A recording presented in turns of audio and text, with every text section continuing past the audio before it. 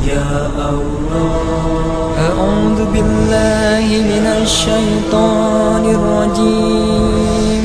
Ya Allah. Bismillahirrahmanirrahim. Allahu Akbar, Allahu Akbar. Assalamualaikum warahmatullahi wabarakatuh. Jumpa lagi dengan channel Bang WG ya, sobat Bang WG yang beriman semua. Di video kali ini Bang WG akan menghadirkan pembahasan tentang hujan ya, teman-teman ya. Yang mana mungkin di saat hujan teman-teman semuanya malah pada tidur ya. Nah, sebenarnya hujan ini sendiri mempunyai keutamaan karena hujan adalah nikmat yang Allah Subhanahu wa Ta'ala ciptakan untuk seluruh makhluk di bumi. Allah Subhanahu wa Ta'ala mengatakan bahwa hujan adalah bentuk rahmat atau kasih sayangnya. Dalam surah Al-Furqan ayat 48 yang berbunyi, dialah yang meniupkan angin sebagai pembawa kabar gembira dekat sebelum kedatangan rahmatnya. Dan kami turunkan dari langit air yang amat bersih, yaitu hujan ya teman-teman ya. Nah, jadi hujan ini merupakan rahmat dari Allah ya teman-teman ya. Kalaupun ada hujan yang membawa bencana, itu akibat kesalahan dari manusia, yang mana rahmat bisa menjadi petaka ya. Mungkin banyak teman-teman yang melihat banyak hutan-hutan ditebang, dan mungkin juga teman-teman buang sampah sembarangan. Jadi yang seharusnya hujan itu menjadi rahmat malah justru menjadi bencana. Bukan hanya itu saja, sejumlah hadis meriwayatkan saat turun hujan merupakan waktu yang mustajab berdoa. Artinya, pada saat turun hujan, doa lebih mudah dikabulkan oleh Allah Subhanahu wa Ta'ala. Doa-doa yang tidak akan ditolak, yaitu doa ketika azan dan doa ketika turunnya hujan. Ini merupakan hadis riwayat Al-Hakim dan Al-Baihaqi ya teman-teman ya. Juga dari Ibnu Qudamah dalam Al-Mughni, di situ dituliskan, carilah doa yang mustajab pada 3 keadaan, yaitu bertemunya 2 pasukan. Mungkin ini buat yang sedang berperang ya. Lalu menjelang sholat dilaksanakan ya, menjelang sholat dilaksanakan, dan pada saat turun hujan. Nah, jadi teman-teman ya, kalau hujan turun emang enak bener nih, adem.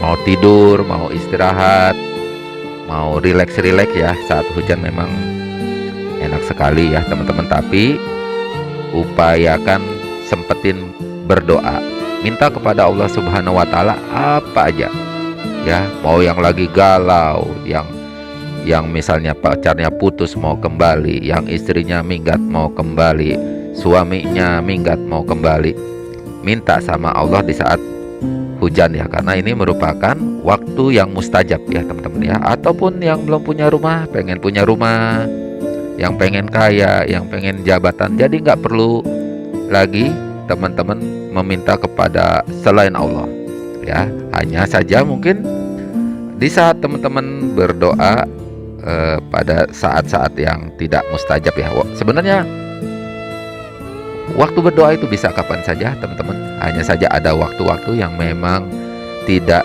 tertolak doanya ya. Gitu ya teman-teman ya. Mintalah apa saja ya. Mau kekayaan, pangkat, jabatan, keturunan, maupun pasangan, apa saja. Mintalah di saat turun hujan. Baru setelah itu boleh teman-teman ibaratnya melanjutkan aktivitas, mau istirahat, mau tidur, mau rileks, atau apapun ya teman-teman. Nah, untuk mengenai pembahasan tentang keutamaan atau kekhususan dari hujan ini ya, banyak sekali dibahas oleh para guru-guru kita ya. Dan mungkin teman-teman juga bisa mendapatkan dari artikel-artikel ataupun dari YouTube juga banyak yang sudah membahas tentang keutamaan hujan. Nah, di sini saya hanya akan menghadirkan satu saja pembahasan mengenai hujan, yaitu dari Tuan Guru Ustadz Adi Hidayat LCMA ya.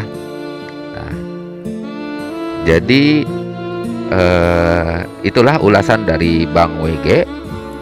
Mungkin teman-teman akan lebih jelas lagi jika melihat video ini dan mendengarkan ulasan dari Ustadz Adi Hidayat LCMA ya teman-teman ya. Selamat menyimak dan terus bersemangat. Nabi SAW mengajarkan doa yang singkat sebagaimana kita ketahui bahwa saat hujan turun kita bermohon kepada Allah dengan kalimat yang singkat namun begitu padat. Allahumma sayyiban nafi'a, Allahumma sayyiban nafi'a. Perhatikan kalimat-kalimatnya, detil sekali disebutkan, termasuk penggunaan di dalam Al-Quran untuk menunjuk hujan yang turun. Allah, Nabi menyebutkan Allahumma ya Allah. Saya sering sampaikan pada Anda bahwa kalimat Allahumma ketika dimohonkan itu bukan sekedar permohonan, tapi kalimat yang menghadirkan satu bentuk ketawadhuan. Jadi ada ya Allah, ada Allahumma. Kalau kalimat ya Allah itu kalimat umum yang digunakan, bisa bentuk doa, bisa dalam bentuk yang umum selain doa, bahkan bisa dalam hal yang positif, bisa dalam hal yang terkena negatif. Misal saya ambil contoh, misalnya antum bermohon mengatakan ya Allah, mohon ya Allah, mohon ya Allah. Tayyib. Sisi lain, ketika antum mau jalan ke sini, tiba-tiba lihat macet misalnya, macetnya panjang, apa yang antum ucapkan? Ya Allah, macet. Tayyib ya, umum ya. Tayyib. Ada lagi kalimat-kalimat lain, misalnya antum lihat anak-anak, antum kendalikan susah luar biasa, jalan sana, jalan sini, lompat lari, apa yang antum ucapkan? Ya Allah, gitu kan? Baik. Jadi kalimat-kalimat ini umum digunakan karena kalimat ya Allah itu kalimat fitrah bagi manusia yang ingin mengembalikan satu persoalan di luar kuasanya. Ya, dalam setiap lisan pada setiap manusia dengan segala tempat yang berbeda, lisan-lisannya akan mencari itu. Karena di antara fitrah manusia itu cenderung kembali kepada sosok yang menciptakannya. Makanya di antara fitrah itu fitrah beragama. Quran surah ke-30 ayat 30. Fa'akim wajhaka lid-dini hanifa. Maka hadapkanlah dirimu pada ketentuan agama dengan hanif. Karena ada yang mencari ketentuan syariat untuk memenuhi kebutuhan rohnya, tapi dengan tidak cara yang benar. Bukan dengan cara yang benar. Dia mencari sebetulnya untuk mendekatkan diri kepada Allah Subhanahu wa taala. Cuman caranya tidak tepat. Nah, pencarian terhadap pemenuhan kebutuhan roh yang nanti disebut dengan agama itu bagian dari fitrah kehidupan manusia. Makanya ayatnya diteruskan dengan fitratallahi allati fataran nasa 'alaiha. Sikap cenderung untuk kembali kepada Allah sesungguhnya fitrah yang ada pada setiap diri manusia. Makanya orang misalnya maaf barat mengucapkan oh my God, kan? Ya Allah, kalau diterjemahkan kembali kepada kita ya Tuhan, ya Allah. Nah, setiap fitrah manusia ingin mengembalikan kepada Allah Subhanahu wa taala. Tapi kalau antum ingin jadikan kalimat-kalimat yang mengentaskan berbagai kesulitan tadi dalam bentuk permohonan, satu, dengan sifat penuh ketawadhuan, dua, dengan sikap harap yang sangat, satu, sikap ketawadhuan, kedua, sifat harap yang sangat, permohonan yang sangat, sekiranya itu bisa dikabulkan, maka kalimatnya itu berubah menjadi Allahumma namanya. Jadi ketika antum mohonkan menggunakan kalimat Allahumma, artinya antum harus bermohon dengan sangat kepada Allah, sekiranya Allah mengabulkan apa yang antum mintakan, disertai sikap tawadhu di hadapan Allah Subhanahu wa taala, bahwa mengakui hanya Allah yang bisa menghadirkan itu, antum tidak punya kuasa di dalamnya. Paham? Baik. Allahumma sayyiban nafi'a. Sayyiban itu sesungguhnya segala yang menimpa dengan cepat. Ya, segala yang menimpa dengan cepat. Nimpa dan beruntun ya, sifatnya. Itu sayyiban namanya. Ya. Kalau menimpa dia kadang ada jeda misalnya, walaupun dia bertahap, datang lagi, tapi ada jedanya, kumpulannya disebut dengan musibah. Jelas ya? Di asalnya musibah atau sayyiban itu kalimat netral, segala yang menimpa kita. Baik, jadi bisa dia sifatnya menyenangkan, bisa dipandang menurut pandangan kita kurang menyenangkan. Sebab semua yang datang dari Allah itu semuanya baik untuk kita. Cuman bagaimana cara kita melihatnya? Kadang-kadang melihat ya seperti menyenangkan untuk kita, sisi lain tidak menyenangkan bagi kita dalam pandangan yang lain. Ya, contoh, alhamdulillah, hujan bagi sementara orang mungkin tidak menyenangkan dengan akibat begini. Tapi sisi yang lain, sementara yang lain bersyukur dengan adanya hujan. Alhamdulillah ya Allah, tempat saya kering, belum hujan-hujan. Alhamdulillah hujan turun sekarang. Bisa terjadi bahkan satu tempat tetanggaan, 1 dan 2 itu bisa menyikapi persoalan yang sama dengan cara pandang yang berbeda. Hujan turun, di sini bersyukur, sini bisa melihat dengan persepsi berbeda. Saya tidak ingin katakan mengeluh ya. Baik, jadi begitu turun hujannya, sini genteng bocor, sini enggak. Ya, begitu turun hujan, alhamdulillah hujan, sini kok hujan ya, masya Allah. Beda cara pandangnya, jelas ya. Tapi semua yang menimpa kita itu umumnya disebut dengan musibah. Mau baik kita melihatnya, mau kurang menyenangkan dalam pandangan kita. Jelas?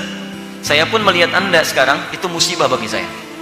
Musibah ya, segala yang kita alami dalam kehidupan. Kaya itu musibah untuk antum. Maaf, kurang harta pun musibah untuk antum. Dan dua-duanya ada jalannya. Ketika ujian itu berupa musibah menyenangkan, maka syukur jalan keluarnya. Jika ujian itu datang kurang menyenangkan, maka sabar jalan keluarnya. Paham? Nah, jika datang dengan cepat seperti ini, maka namanya berubah jadi apa? Sayyiban. Kenapa hujan ketika turun disebut dengan sayyiban? Karena umumnya hujan, jarang hujan turunnya ada jedanya. Jarang. Begitu turun kan lanjut-lanjutan tuh, turun. Ya, jarang begitu netes. Tek. Jeda. Tek. Jeda gitu kan? Baik, umumnya secara umum dia cepat, turunnya cepat. Maka disampaikanlah kepada kita bermohon kepada Allah, ya Allah, mohon jadikan setiap tetesan hujan yang menimpa kita, mau yang satu datang, yang terusnya datang, yang sekian datang, nafi'a, membawa manfaat untuk kehidupan kita. Paham sini?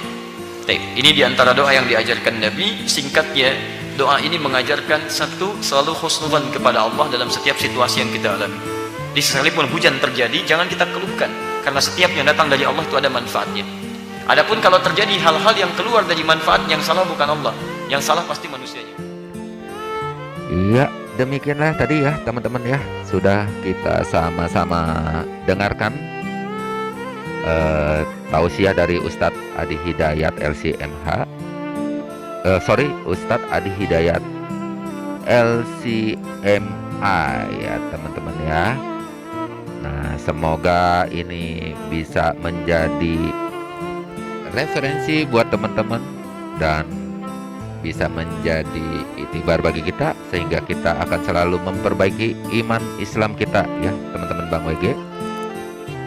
Selanjutnya jangan tidur lagi kalau hujan, justru kita harus berbahagia saat turun hujan. Jangan menggerutu ya teman-teman, karena saat hujan ini pastinya di dalam satu keluarga pun ada lain ini ya, lain persepsinya ya, apalah itu ya teman-teman ya. Ada yang senang di saat hujan turun, ada yang juga di saat ada keperluan di luar, terus saat hujan turun menjadi tidak senang dengan turunnya rahmat ini ya teman-teman ya.